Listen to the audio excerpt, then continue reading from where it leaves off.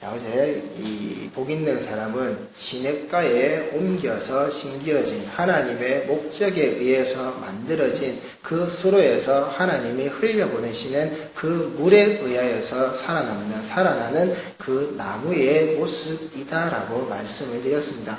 그리고 오늘 말씀에서 철을 따라 열매를 맺는다라는 이 말은 그것의 열매가 그것의 때에 준다라는 말로서 이게 열매를 맺는다라는 말이 미완료형으로 기록되어 있습니다. 이 말은 이 열매가 앞으로 맺어진다라는 이야기고, 그리고 반드시 그 열매는 너희에게 주어진다라는 겁니다. 이 나무에서는 그 열매가 반드시 열릴 것이고, 그리고 이 나무에서 그 열매는 앞으로도 계속해서 주어진다라는 겁니다. 이 말은 그 이전에도 이 나무에서는 이 열매가 나왔다라는 증거를 가지고 있기 때문에 그렇습니다. 왜 그럴까요? 우리의 가장 첫 열매 되신 분이 누굽니까? 예수시라는 겁니다. 예수가 그 나무에서 그 첫 열매로 나와 있는 증거가 있기 때문에 이 나무에서는 앞으로도 계속해서 그 열매가 나올 수밖에 없다라는 겁니다. 십자가에 그 예수가 달리신 그 증거가 있듯이 앞으로도 그 십자가에는 그 수많은 증거의 열매들이 나올 수밖에는 없다라는 겁니다. 그러니 예수라는 나무에서는 누가 나오겠습니까? 예수밖에는 나올 수가 없는 겁니다. 그리고 내가 그 나무를 가진 자라면, 내가 그 나무의 모습으로 사는 성도가 맞다면 나는 그 예수 나무에서 나오는 예수의 모습을 가지고 있는 그 성도라는 사실입니다.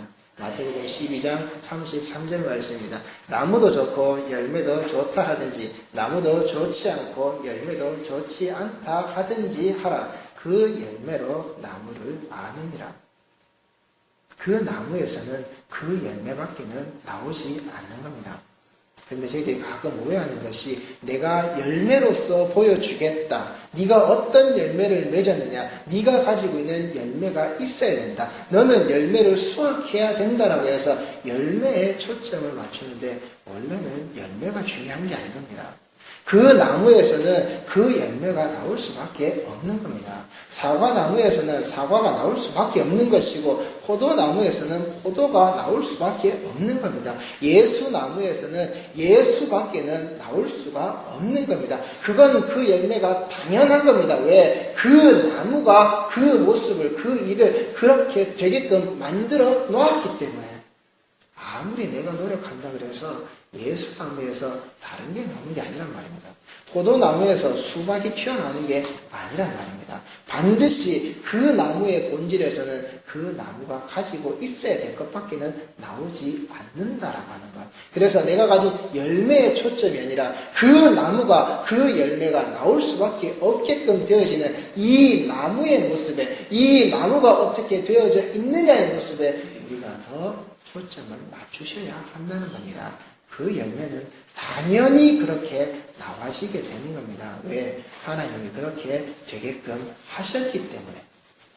마태복음 7장 15절에서 20절까지 말씀입니다. 거짓 선지자들을 삼가라. 양의 옷을 입고 너희에게 나오나 속에는 노략질하는 일이라. 그들의 열매로 그들을 알지니 가시나무에서 포도를 또는 엉겅퀴에서 무화과를 따겠느냐. 이와 같이 좋은 나무마다 아름다운 열매를 맺고 못된 나무가 나쁜 열매를 맺나니 좋은 나무가 나쁜 열매를 맺을 수 없고 못된 나무가 아름다운 열매를 맺을 수 없느니라. 아름다운 열매를 맺지 아니하는 나무마다 지켜 불에 던져지느니라. 이러므로 그들의 열매로 그들을 알리라.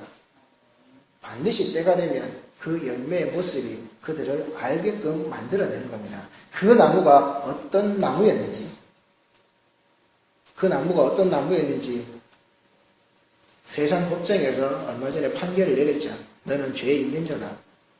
한국교회가, 물론 그건 미국에서 시작되어 있는 이 번영주의 복음을 저희들이 가지고 와서 이 모양이 된 건 사실입니다만 그 번영의 복음을 그대로 가지고 와서는 한국에서 50년, 60년 이상 뿌리 깊게 그 거짓된 것을 전하고 또 전했더니 이제는 이 땅에 있는 모든 사람들이 그 하나님의 말씀에 그의 말이 들어가 있지 않으면 말씀이 아닌 것 같이 여겨지는, 예수 3대 4대 믿고 부자 못 되면 그건 절대로 거짓된 믿음이라고 이야기하는 그 자의 말대로 예수 믿으면 부자가 돼야 되고 잘 돼야 되고 모든 것들이 성공해야 되는, 하나님을 통해서 꿈을 가지면 모든 게 다 이루어진다라고 이야기하는, 인간들아 꿈을 꿔라, 제발 꿈을 꿔라, 그래서 하나님이 이루어지게끔 만들어 놓아라. 그의 그런 거짓된 이야기들을 성경 말씀에 그대로 차용시켜서 이야기해 놓았더니 모든 자들이 벙어리같이 알고 벙어리같이 말하지 않고 그건 말씀이 아니다라고 이야기하지 않고 계속해서 내비두었더니 이제는 그게 당연히 말씀인 듯이 교회 안에서는 거짓이 전해지고, 참다 교회 안에서 아무도 말을 하지 않으니 세상 법정에서 그에게 이야기하는 겁니다. 네가 아무리 50년 60년 많은 자들을 모아놓고 많은 일들을 네가 했는지 모르겠지만 그건 다 거짓말이고 너는 죄 있는 자다.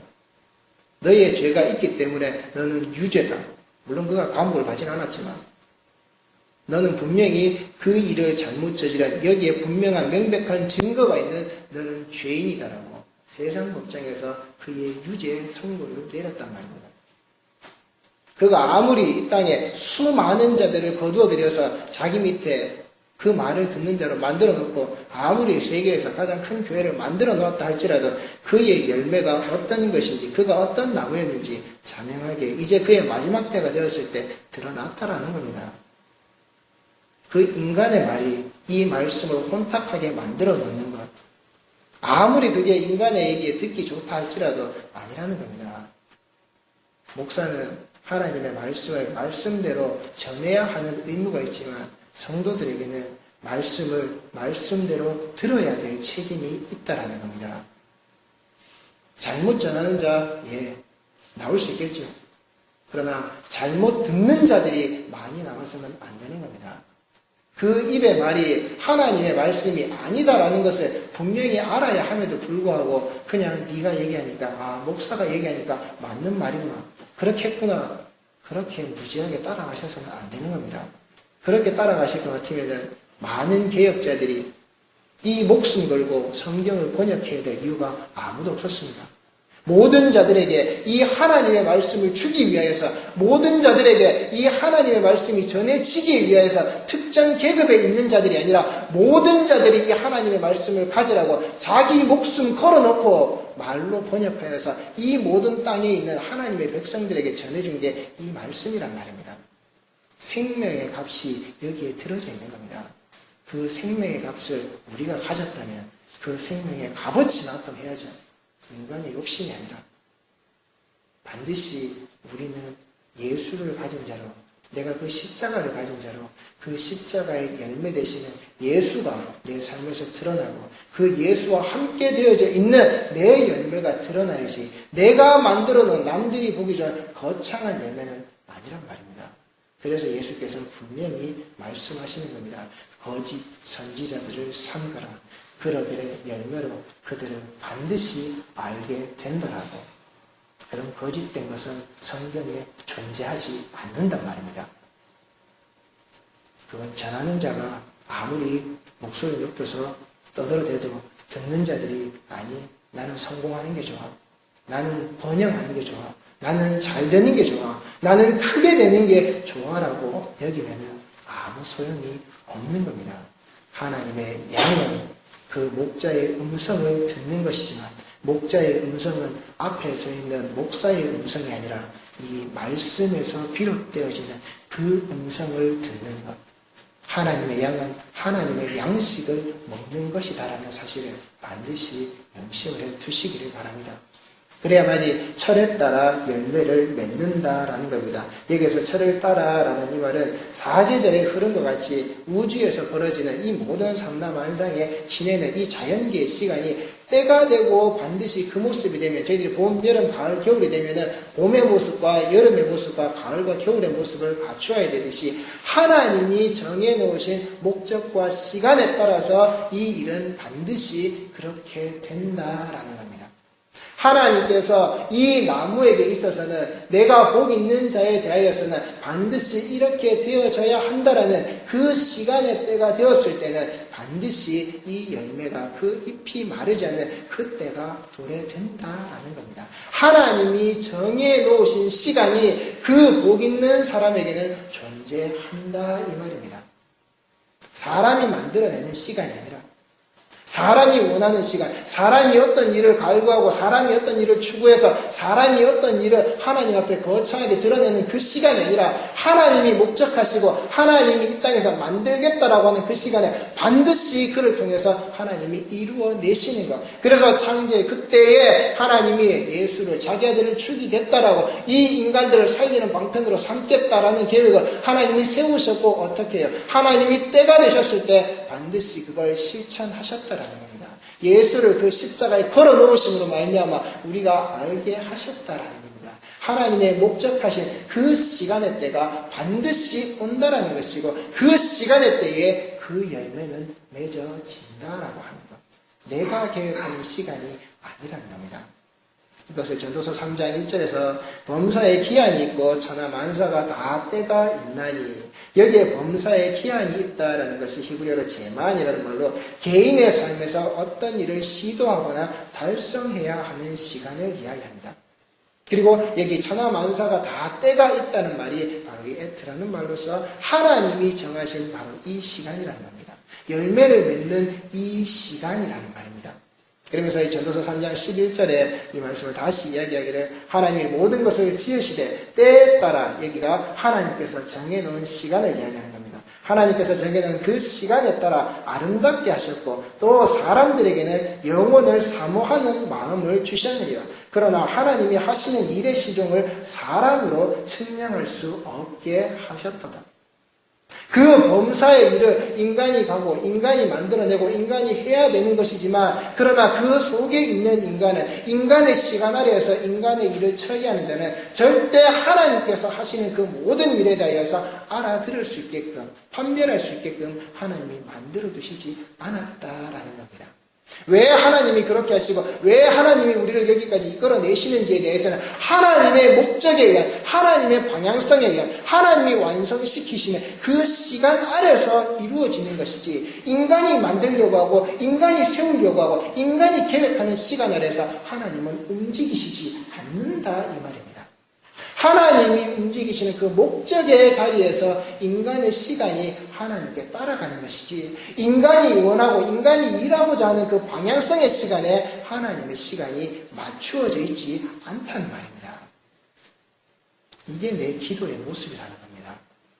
하나님이 이 모든 인간의 역사에서 창세기에서 요한계시록에 이르는 그 시간을 끌고 가실 때에 하나님 내가 이 두문 속에 들어져 있을 때 하나님의 섭리에 계획하심에 내가 어느 자리에 있어야 합니까를 묻는 것이지 내가 이 땅에서 살게 하셨으면 내가 살아가는 그 시간 동안 하나님께서 나의 모든 것을 다 알아서 하셔야지요 라고 해서 그 하나님의 시간을 내 삶에다 집어넣는 게 아니란 말입니다.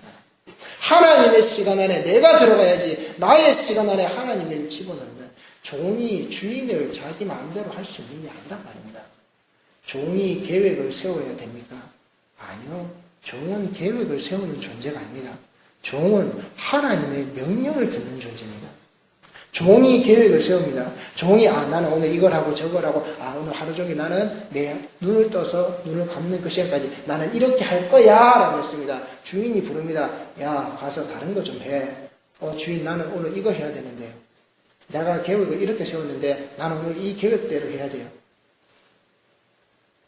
종의 계획이 먼저입니까? 주인의 명령이 먼저입니까? 주인의 명령이 먼저란 말입니다. 종이 아무리 계획을 세워도 주인이 이거 하라 그러면 종은 그걸 해야 되는 겁니다. 내 계획이 이건데 주인의 계획은 제가 내일 할게요. 제가 내일 제일 첫 시간에 제가 그것대로 제가 할게요. 이렇게 할 수가 없는 겁니다. 종의 시간은 주인의 시간에 맞추어져 있는 것이지 주인의 시간이 종의 시간을 맞추어서 돌아가는 게 아니란 말입니다. 우리 성도들이 신앙의 여정을 지내실 때에 내가 하나님의 시간에 맞추어져 있는 자이기 때문에 교회 안에서 희생하고 봉사하고 헌신하는 게 분명히 힘든 겁니다. 그런데 희생과 헌신과 봉사하는 게 성도의 덕무고 그 일이다. 그 개념 이전에 내가 하나님의 시간 안에 들어있는 자라면 내가 그 하나님의 일을 하는 자로 내가 살아가는 게 당연한 겁니다. 내가 거기에 힘들고 피곤하고 어렵다 할지라도 그건 내 육신에 한정적으로 지어져 있는 지금만 지나가면 되는 겁니다. 이때 잠깐만 지나가면 되는 겁니다. 그러면 하나님은 제게 영원한 안식을 허락하신다라는 것. 그게 성도의 인생의 여정이란 말입니다. 범사의 때, 인간의 때, 인간이 달성해야 되는 그 목적의 시간이 아니라 하나님께서 보내시는, 하나님께서 예비하시고 하나님께서 끌고 가시는 그 목적에 맞는 나의 시간. 그게 우리 성도의 시간의 개념이고 그것이 철을 따라 열매를 맺게끔 하시는 하나님의 모습이다라는 겁니다. 그러면서 그 잎이 마르지 않는다라고 되어져 있는데 이 잎이 마른다라는 이야기는 시들다라는 이야기죠. 치욕이라는 이야기고 실패한다는 뜻을 여기에 담고 있습니다. 그래서 이 말에서 파생되어진 말이 죽는다라는 말입니다. 시들면 죽는 겁니다. 치욕적으로 실패하면 그건 죽는 겁니다. 하나님의 그 시간 아래에서 하나님의 바른 방향대로 가지 못하고 시들어버리면 그건 죽는 겁니다. 자, 이 땅에서 그 하나님의 시간 안에 들어있으면서도 그 시간을 온전히 살지 못하고 하나님과 함께 있지 못하고 이 시들어버리는 잎으로서 옷을 만들어 입은 이 땅에서 죽을 수밖에 없었던 존재가 누구죠? 아담이라는 겁니다. 바로 인간이라는 겁니다. 인간은 하나님이 주신 그 모든 것을 다 잃어버리고 시들어버리는 말라 비틀어지는 그 옷으로서 하나님 앞에 입고서는 나오지 못해서 두려워서 숨는 죽을 수밖에 없는 그런 존재였다라고 하는 것. 그 존재들에게 하나님은 어떻게 하셨습니까? 그들을 살리고 절대 마르지 않는 그 생명의 물로서 그 잎이 마르지 않게끔 죽지 않게끔 만들어내시는 분이 누구셨습니까? 예수 그리스도셨다라는 겁니다.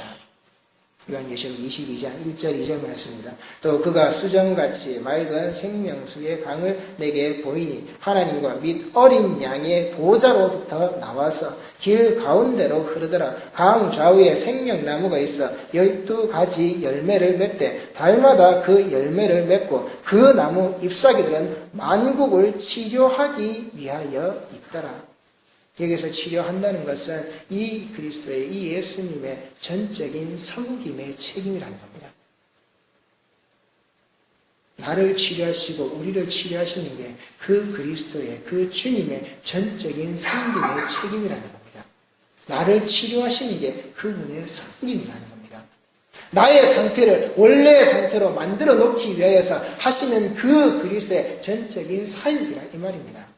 이 말이 구약성경 에스겔 47장 12절에 그대로 나와져 있습니다. 강 좌우 가에는 각종 먹을 과실나무가 자라서 그 잎이 시들지 아니하며 열매가 끊이지 아니하고 달마다 새 열매를 맺으리니 그 물이 성소를 통하여 나옴이라. 그 열매는 먹을 만하고 그 잎사귀는 약 재료가 되리라. 이 말은 그 잎사귀는 치료다 이 말입니다.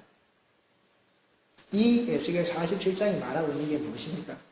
이 눈에 보이는 성전의 모습이 회복되어지는 성전이 아니라 이제 전혀 손댈 것 없고 완벽하게 한참 더 업그레이드 되어져 있는 하나님께서 우리에게 보이시는 이제는 이게 하나님의 성소로서 더 이상 너희들이 무너지지 않고 회복되어져 있는 자리로서 이 성소를 향해서 이 성소의 자리에서 성도는 회복되어지고 성도는 하나님을 만나는 거야. 이 땅을 하나님께서 이제 이렇게 회복시켜 놓으실 거야 라는 것이 이 에스겔 47장에 들어있는 말씀이라는 겁니다.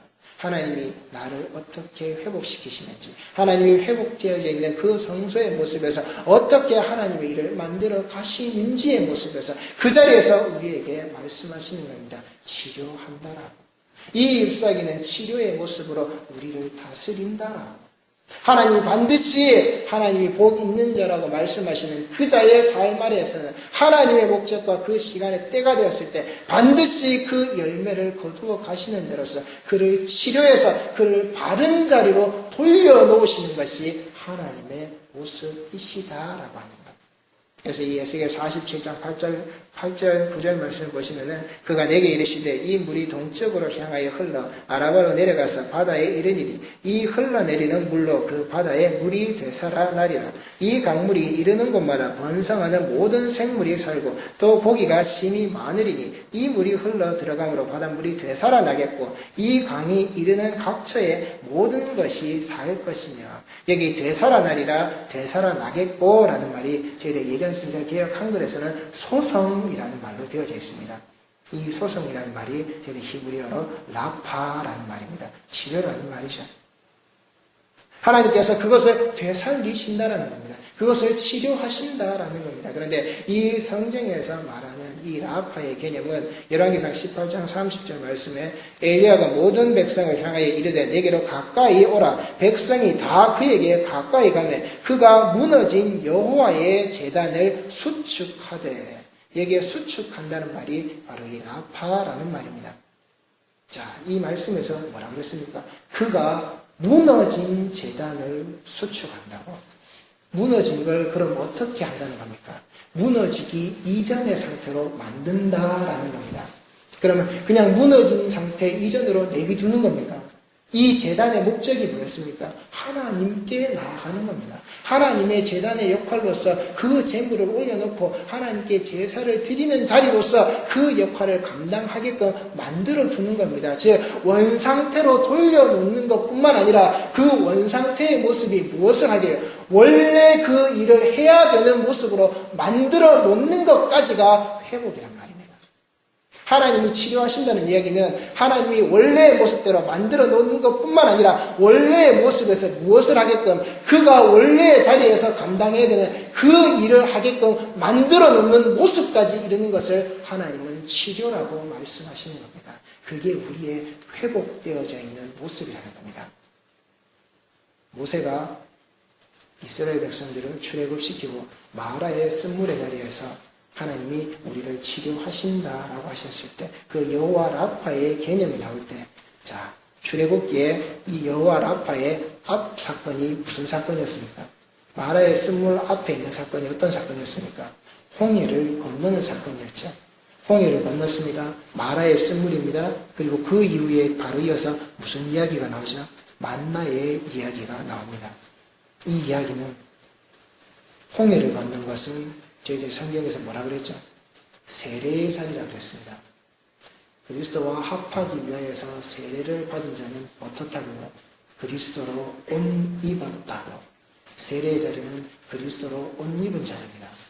그리고 이 마라의 쓴물로 그들은 생명의 물을 취했습니다. 그리고 만나의 자리에서 생명의 양식을 취했습니다. 예수께서 뭐라고 하셨죠? 무엇을 입을까? 무엇을 마실까? 무엇을 먹을까의 걱정이 사라져버린 자리가 바로 이 여호와 라파의 자리라는 겁니다. 그 자리가 어느 자리였습니까? 하나님 앞에 두렵지 않고 숨지 않는 에덴 동산의 그 자리, 그 모습이라는 겁니다.